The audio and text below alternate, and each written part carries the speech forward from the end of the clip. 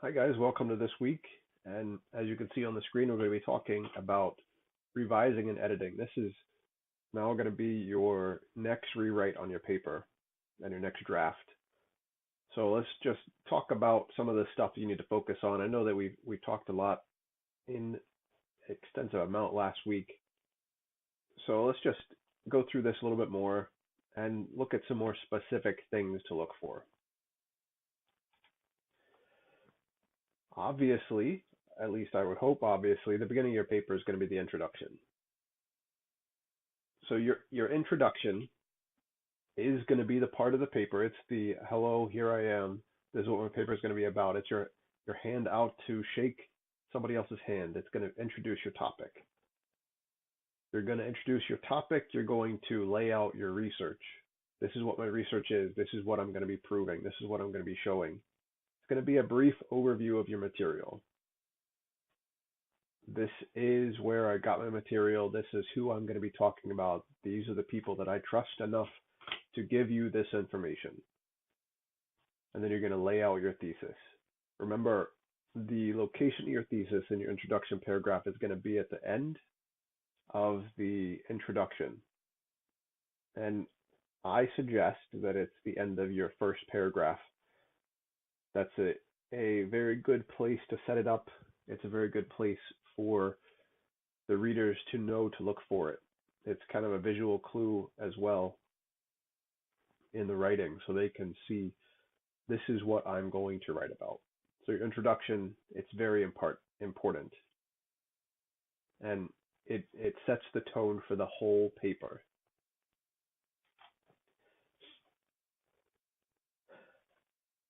As you are doing another revision, another edit, remember to look at those transitions again. This is going to be one of the last times before you are submitting your paper.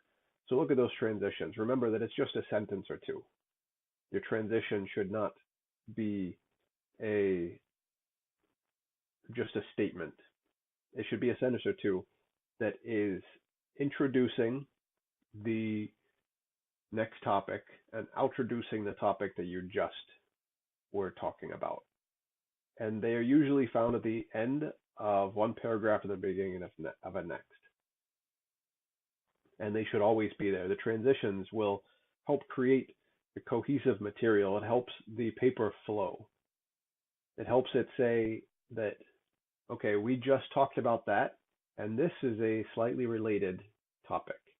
Or we just talked about that, and this is a topic that's not related at all. So on the other hand, here's this.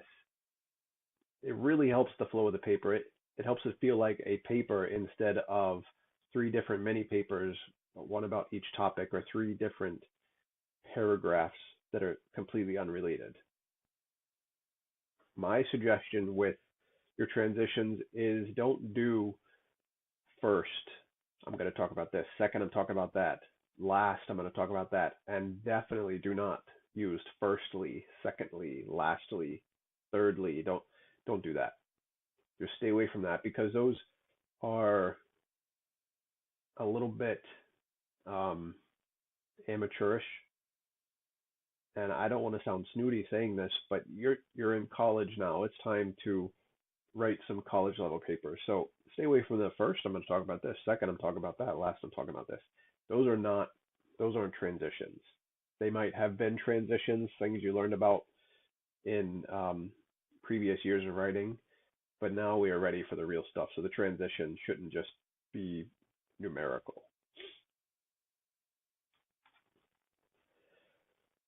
And then once you've written your whole paper, you're coming to a conclusion. Remember, your conclusion is going to restate your thesis. That's not all it is. It's not just saying, this is what my thesis said, and restating it. It's restating it in a way that it shows that you have proven your thesis. You're laying out your research one last time, saying, here's the pieces of information. Here's the things that I proved. It gives you that overview of the paper as a whole. Here's all the stuff. Do you remember we talked about this? Guess what? I proved it with this piece of information. I proved it with this research. I use this expert to prove this information. So it gives an overview of everything. It is not a summary.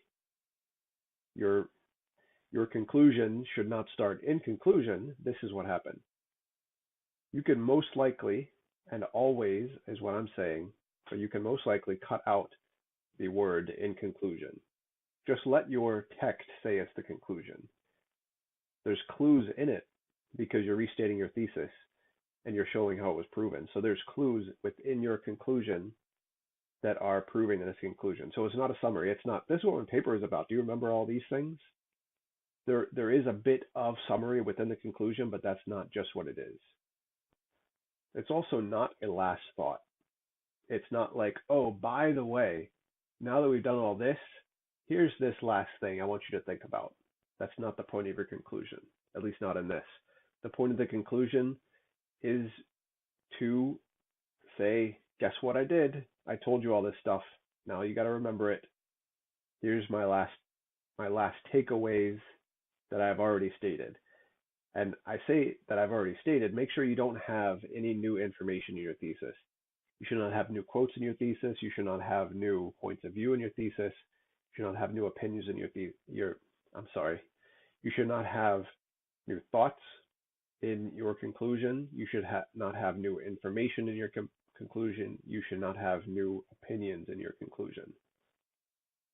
The conclusion is there as the end of the paper. It is not a place to say, oh, by the way, here's one more piece of information, just sliding it in. It doesn't work. That's not the place for it. If you feel that there was a need for some new information, then add it before the conclusion, add another paragraph. But make sure it fits in everywhere, because when you are adding a conclusion, your conclusion is saying, here's my stake in the ground, here's the end. Nothing new. Don't add any new pieces of information to it.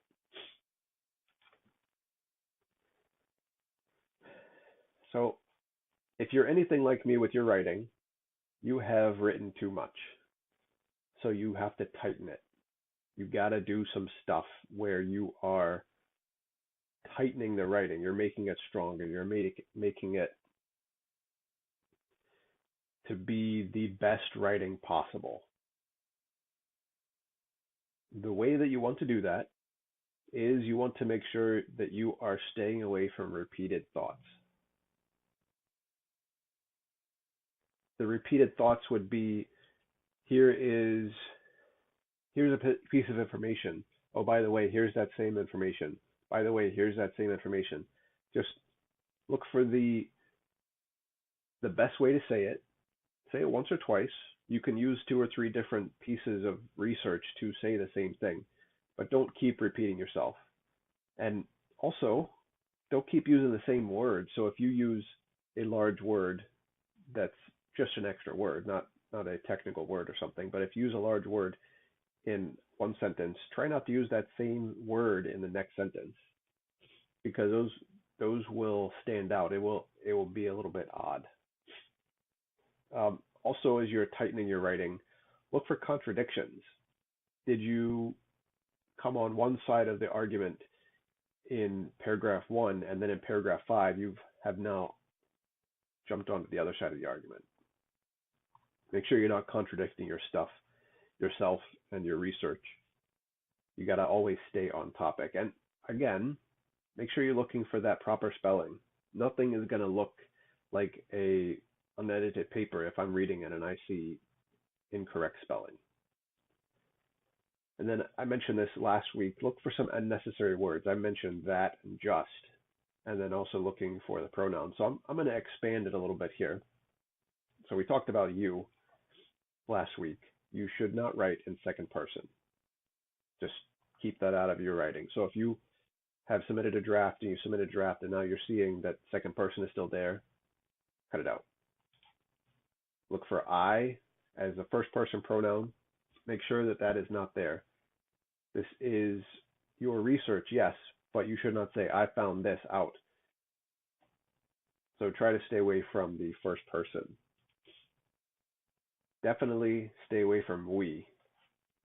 We is showing you that you have somebody else that is researching with you. So if you are saying we, then that is telling me that you have somebody that helped you write this paper.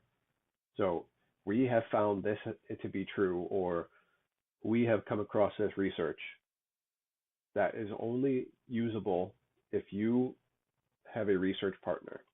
And because this is a a beginning writing class, or an intro writing class, you should not have a research partner. So stay away from we in there. The word that, I mentioned that last week. You can usually write a sentence, and if you use the word that, you can cut it out, and you can see that you still have um, the same cohesiveness for the whole sentence without this word in there. Then, this is a word that gets mixed up. So then is a word for time. This happened, then this happened. Make sure that you're not mixing it with the word than. Towards. The word towards is a word, but it is a British word. It's the British spelling. It's one of those weird words that has gotten into your vocabulary. It's in my vocabulary as well. But towards is not an American English word. So if you see it, remove the S, and the word is toward. So remove the S. If I see it in your work, I'm going to point it out. I'm going to say this is the British spelling. So just look for that one. Also look for slang. You should not be using slang in your writing. You shouldn't be using text talking or whatever. This is professional writing is basically what you're doing. I know it's an academic essay, but it's professional. That's the goal for this, is to make you a better and a stronger writer, and that's not using slang. So things like kids, kids technically is a young goat. A kid is a young goat. So don't say my kids do this, it's my children are doing this. So that's just an example of slang. Also look for cliches. That is, the grass is always green on the other side of the fence, or I hate Mondays, or whatever. Just try to keep the cliches out of your writing, because cliches, they're not always the same everywhere that you go. And cliches are not always going to be clear. So I suggest leaving cliches out. And that also goes with colloquialism. That's things that are said in your general vicinity. A colloquialism is something that maybe your family says, or your family or neighbors say, but people outside of that circle of influence aren't going to say it. It's things that are kind of a regional slang or regional cliche. So stay away from those as well.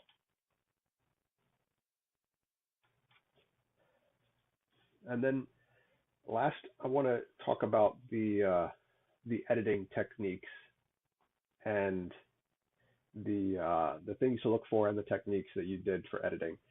We talked about a lot of them last week. I'm not going to rehash them. If you need to, you can look at last week's presentation again. But remember, I suggest print it out. Even this on one of your last drafts, print it out. Read it out loud or have somebody read it to you. You can do the backwards editing. Even no matter how many times you go through it, you can do the backwards editing. You can do the one line at a time, one paragraph at a time. You can do the one topic at a time. Or you can drop your paper. You can mix up the pages. You can throw the paper in the air. But just remember, you need to do this editing again. And the editing will definitely make your writing stronger. Do not submit your paper without doing one last edit, one final edit before submitting it. And then we'll get on to the final project.